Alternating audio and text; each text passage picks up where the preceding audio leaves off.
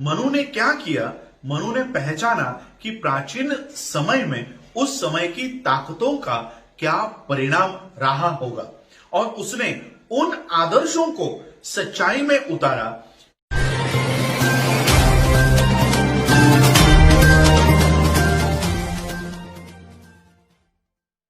हम बाबा साहब अम्बेडकर जी ने जो दूसरा सवाल प्रस्तुत किया है कि why do they live outside the village, वो लोग गांव के बाहर क्यों रहा करते थे, इस सवाल का और इस सवाल पे जो बाबा साहब ने जवाब दिया है उसको गहराई से देखते हैं कि क्या वो जवाब है, क्यों महार गांव के बाहर रहा करते थे।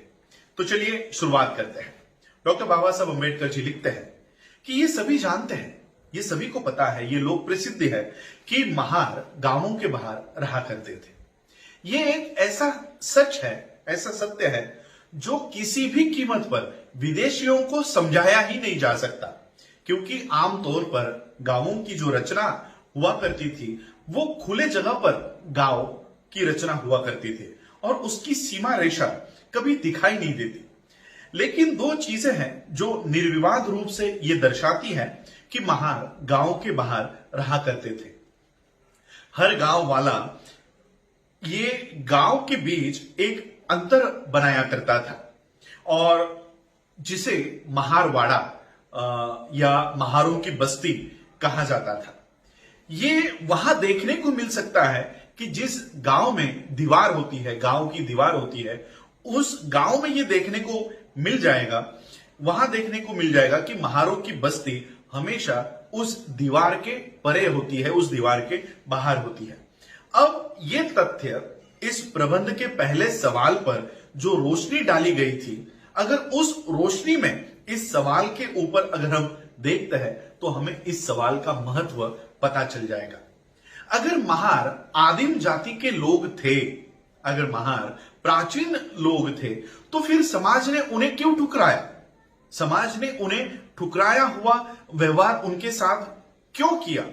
इसका स्वाभाविक जवाब है, जो एक सच्चे जवाब के रूप में मनु के निषेध आज्ञा में आप लोगों को मिलेगा। चांडाल के बारे में कहा जाए तो मनु कहता है कि उन्हें गांवों के सीमा के बाहर रहने पर मजबूर किया जाना चाहिए। मनु ने चांडालों के बारे में जो कुछ भी कहा था उससे अनुमान लगाया जा सकता है कि मनु ने जो कुछ भी कहा था वो हिंदू शासकों ने उन सभी पर, समान वर्गों पर, समान जनजातियों पर लागू कर दिया। गहराई से सोचने पर मुझे ऐसा प्रतीत होता है कि जो सवाल उठाया गया है ये उसका जवाब नहीं हो सकता। मनु ने जो कुछ कहा वो कानून बनाने वाले का मूल आदेश नहीं था। मेरे फैसले के अनुसार मनु ने क्या किया? मनु ने पहचाना कि प्राचीन समय में उस समय की ताकतों का क्या परिणाम रहा होगा और उसने उन आदर्शों को सच्चाई में उतारा, क्योंकि वो उसके उद्देश्यों के अनुकूल था और उसके दिमाग में जो था वही उसने सच्चाई में उतारा। इस सवाल का जवाब काफी अलग दिशा में अगर देखा जाना चाहिए। मेरे विचारों में जिस दिशा में इसका सही जवाब मिल सकता है वो उस अध्ययन के क्षेत्र में मिल जाएगा या निहित है जो उस अवधि से संबंधित है जब एक देहाती समुदाय एक स्थिर समुदाय में परिवर्तित हो रहे थे। मानवीय सभ्यता के विकास के छात्रों को, यानी ह्यूमन सिविलाइजेशन के स्टूडेंट्स को, मानवीय सभ्यता विकास के छात्रों को यह पता होगा कि समुदाय का धन जो रूप, धन का जो रूप हुआ करता था, समुदाय की आदतें उसको दर्शाया करती थी और वो समुदाय की आदतों को दर्शाने वाला मुख्य घटक हुआ करता था। देहाती लोग कभी भी कहीं पर भी एक जगह पर वो बसा नहीं करते थे। एक घुमंतु की तरह वो यहां से वहां जीवन बिताया करते थे। उनकी दौलत भेड़ बकरियों में निहित हुआ करती थी और जहां जहां ये भेड़ बकरियां स्थलांतरित हुआ करती थी, ये देहाती लोग भी उनके पीछे पीछे स्थलांतरित हुआ करते थे। जिस समुदाय ने जमीन को सींचने की कला सीख ली, खेती करने की कला सीख ली और अपने उपज को मूल्य निर्धारण करने की कला जिस समुदाय ने सीख ली, उसने अपना घुमंतु जीवन त्याग दिया, छोड़ दिया और एक स्थान पर वो सभी लोग बस गए। और निसंदेह अब उनकी संपत्ति ये भेड़ बकरियों में निहित नहीं थी, अब उनकी संपत्ति अचल संपत्ति थी जिसका नाम है जमीन।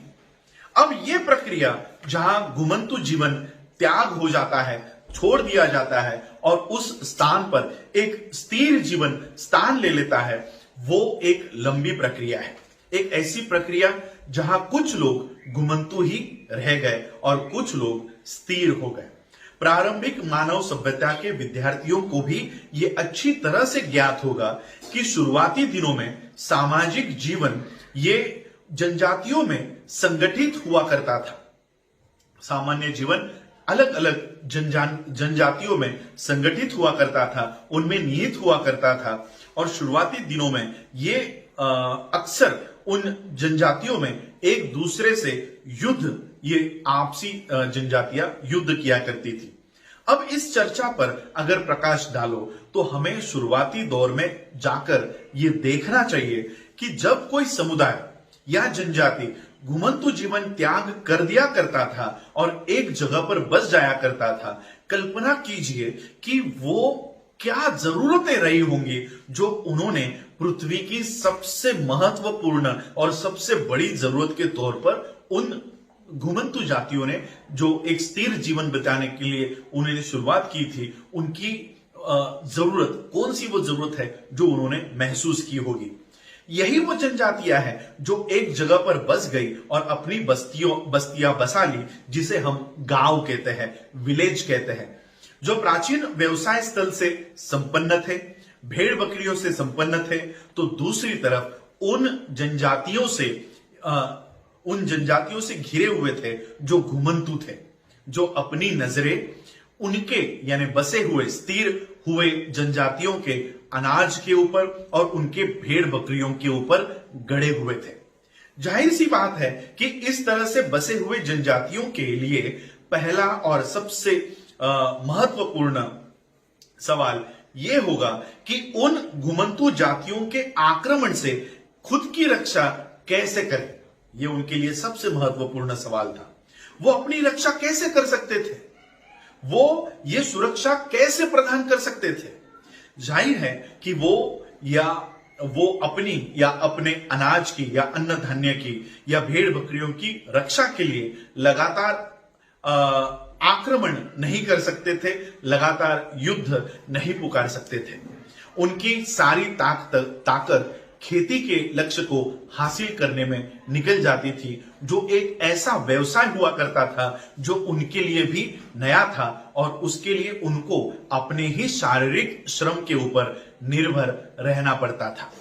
एक ही मार्ग था जिससे वो अपनी रक्षा कर सकते थे, वो था कि वो अपनी जनजातियों के मुखिया की देखभाल करें। वो सारी जनजाति जो एक जगह पर स्थिर हो गई है, बस गई है, वो अपने मुखिया की देखभाल करके वो अपनी रक्षा कर सकते थे। लेकिन उस जनजाति का मुखिया, जो जनजाति एक जगह पर बस चुकी है, उनकी रक्षा कैसे कर सकता था? क्योंकि उनकी सारी ताकत, उनकी सारी जनजाति की लोग ये खेती करने में, जमीन सींचने में व्यस्त थे और उसकी ओर से, उस मुखिया की ओर से हथियार भी नहीं उठा सकते थे। उन जनजाति के मुखिया को कोई अपनी ओर से सेना उभारने के लिए कोई और माध्यम ढूंढना होगा जो उसके आदेश का पालन करे और अपने जनजाति की घुमंतु जनजातियों के आक्रमण से रक्षा कर सके। अब उन जनजातियों का मुखिया अपनी फौज खड़ी करने के लिए किनसे सहारा लेगा? निसंदेह एक माध्यम है, कहीं दूर जाने की जरूरत नहीं है।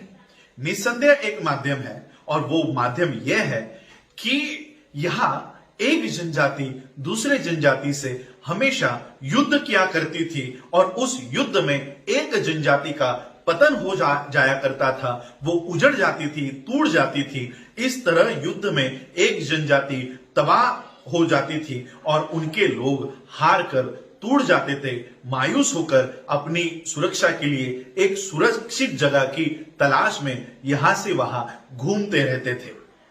ये उन दोनों के लिए कितना बढ़िया होगा। किन दोनों के लिए? उस मुखिया के लिए कि जो अपने बसे हुए जनजाति की सुरक्षा करना चाहता है उन घुमंतु जातियों से जो उनके भेड़ों पे और जो उनके अनाज पे आक्रमण करना चाहते हैं।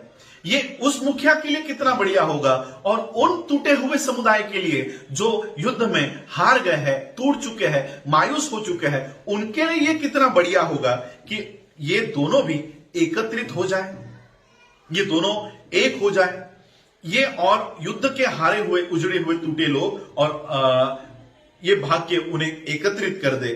जो लोग बसे हुए हैं, उनके मुखिया को अपनी जनजाति की रक्षा करने के लिए फौज मिल जाएगी और उनके लोगों का व्यवसाय भी, यानी जो बसे हुए लोग हैं उनके जनजातियों का व्यवसाय भी बाधित नहीं होगा, डिस्टर्ब नहीं होगा, अस्त व्यस्त नहीं होगा। और उजड़े हुए जनजाति के लोगों को गांव वालों की सेवा के बदले में नियमित जीवन निर्वाह प्राप्त होते रहेगा और सरदारों से भी उनकी सुरक्षा होती रहेगी।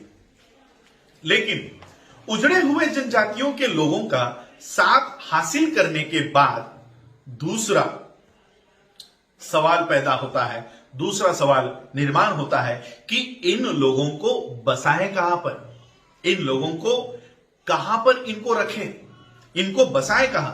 वो लोग पहले से ही बसे हुए लोगों के बीच नहीं बस सकते थे क्योंकि वो दूसरे जनजाति से संबंधित थे। जो लोग ऑलरेडी गांव में बसे हुए हैं वो उनके साथ जाकर नहीं रह सकते क्योंकि दोनों की जनजातियां अलग हैं और वो अलग जनजाति से संबंध रखते थे और ना ही वो उनके सगे संबंधी थे, और केवल अपने सगे संबंधी ही उन जनजातियों के बस्ती में रह सकते थे।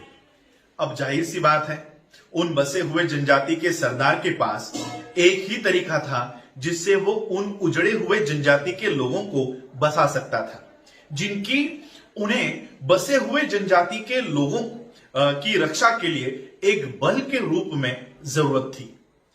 ये जो टूटे हुए, मायूस, पतन हुए लोग थे, उनकी जरूरत उन बसे हुए जनजाति के लोगों को थी। वो था उन बसे हुए जनजातियों ने बनाए हुए बस्तियों के सीमा के बाहर उनको बसाना। एक ही मार्ग था और वो मार्ग था, क्या था? उन बसे हुए जनजातियों ने जो गांव बसाए हैं उसके सीमा के बाहर इन उजड़े हुए, टूटे हुए, युद्ध में पतन पाए हुए जनजातियों को बसाना, ये एक ही मार्ग उनके पास खुला था। डॉक्टर बाबा साहब अम्बेडकर यहां लिखते हैं कि मेरे विचारों के अनुसार यही वो प्रक्रिया है जो अकेले ये समझा सकती है कि महार गांव के बाहर क्यों रहा करते थे। महार प्राचीन समय में एक दूसरे के साथ युद्ध करने के वजह से विघटित हो गए थे, उनका पतन हो गया था, वो उजड़ चुके थे और वो एक उजड़ी हुई जनजाति थी। इन पर बसे हुए जनजाति के मुखिया ने, जिसे गांव का पाटिल कहा करते थे, उसने अधिकार जमा लिया और उन्हें गांव के किनारों पर बसने की अनुमति दे दी। उन्होंने गांव की निगरानी की, इन महारों ने गांव की निगरानी की और बदले में उन्हें कुछ स्थान या कुछ स्थल दे दिए गए। गांव की सीमा के बाहर रहने वाले महारों में कुछ भी अजीब नहीं था। वास्तव में ऐसा कोई भी तथ्य उपलब्ध नहीं है। डॉक्टर बाबा साहब अम्बेडकर वो सवाल का जवाब यहां पर दे रहे हैं। बाबा साहब कह रहे हैं कि वास्तव में ऐसा कोई भी तथ्य उपलब्ध नहीं है जो ये बता सके कि महार निम्न स्तर के, निचले जाति के लोग थे और उस वजह से उन्हें गांव की सीमा के बाहर रहने के लिए बाध्य कर दिया गया था। वे अपने समुदाय की रक्षा करने के लिए गांव के मुखिया द्वारा गांव में लाए गए थे और उन्हें गांव की सीमा के बाहर रहने के लिए इसलिए बाध्य नहीं किया गया था कि वो निम्न स्तर के लोग थे या निचली जाति के लोग थे, बल्कि इसलिए बाध्य किया गया था क्योंकि वो बसे हुए, जो गांव में बसे हुए जो लोग हैं, उन बसे हुए लोगों से उनकी जनजाति अलग थी और वो अलग जनजाति से संबंधित थे। ये निष्कर्ष वेल्स और आयरलैंड में जो कुछ भी हुआ उसके संदर्भ में समर्थित होता है। आयरलैंड के ब्रेहॉन कानून को अगर पढ़े तो ये पता चलेगा कि आयरिश लोगों में भी जनजातियां हुआ करती थी और आयरिश ये एक बसा हुआ समुदाय हुआ करता था और उनके सीमाओं के ऊपर बोअर्स नाम के जनजाति रहा करती थी।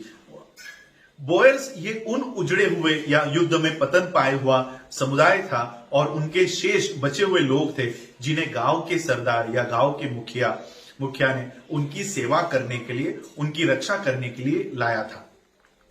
इसी तरह का किस्सा वेल्स के गांवों में, जिसे ग्वेलीज में देखने मिलता है। हर गांव, जिस गांव को ग्वेलीज कहते हैं, ग्वेलीज में अजीब या अनजान जनजाति के लोग उनके सीमा पर रहते थे। उन्हें ऑल्टूड्स के नाम से जाना जाता था। वो स्वयं भी उजड़े हुए या युद्ध में पतन पाए हुए जनजाति के लोग थे जो ग्वेलीज के सरदारों ने ग्वेलीज की रक्षा के लिए लाया था। मेरे निर्णय के अनुसार, डॉक्टर बाबा साहब अम्बेडकर कह रहे हैं, मेरे निर्णय के अनुसार यही एक समाधान कारक जवाब है, इस सवाल का जवाब है। लेकिन अब यहां पर और एक सवाल निर्माण होता है, लेकिन सवाल फिर भी बना रहता है कि महार एक अलग जनजाति के रूप में जीवन क्यों बिता रहे थे, जबकि आयरलैंड और वेल्स में अल्टूड्स और बोअर्स यानी अल्टूड्स जाति के लोगों ने और बोल्स जाति के लोगों ने समय के साथ साथ चलते चलते एक अलग जनजाति होने की पहचान छोड़ दी थी और छोड़कर वो गांव के लोगों के साथ एक आम नागरिक की तरह घुल मिल गए थे, एक फ्यूजन तैयार हो गया था। इस सवाल का जवाब कठिन नहीं है, इसका जवाब है जाति व्यवस्था और अस्पृश्यता का उगम, जाति व्यवस्था और अस्पृश्यता का विकास। इसने इस एकीकरण को, इस विलय को हमेशा के लिए रोक कर रखा। लेकिन बेशक ये इस प्रबंध के तीसरे प्रश्न को उठाता है जिसका हम चर्चा कर रहे हैं, और वो तीसरा प्रश्न है कि महारों को अछूत के रूप में क्यों वर्गित कर दिया गया। ये तीसरा सवाल और उसका जवाब हम जानेंगे अगले भाग में। आज आप लोगों ने मुझे सुना, उसके लिए आप सभी लोगों का आभार, धन्यवाद। जय भीम, जय भारत, जय बुद्ध। अपना चैनल, आपका चैनल, समाज का चैनल, देश का चैनल एनबी न्यूज 24/7 को आप लाइक करें, सब्सक्राइब करें और ज्यादा से ज्यादा इसकी वीडियो को शेयर करें ताकि हर खबर को मैं आप तक आसानी से पहुंचा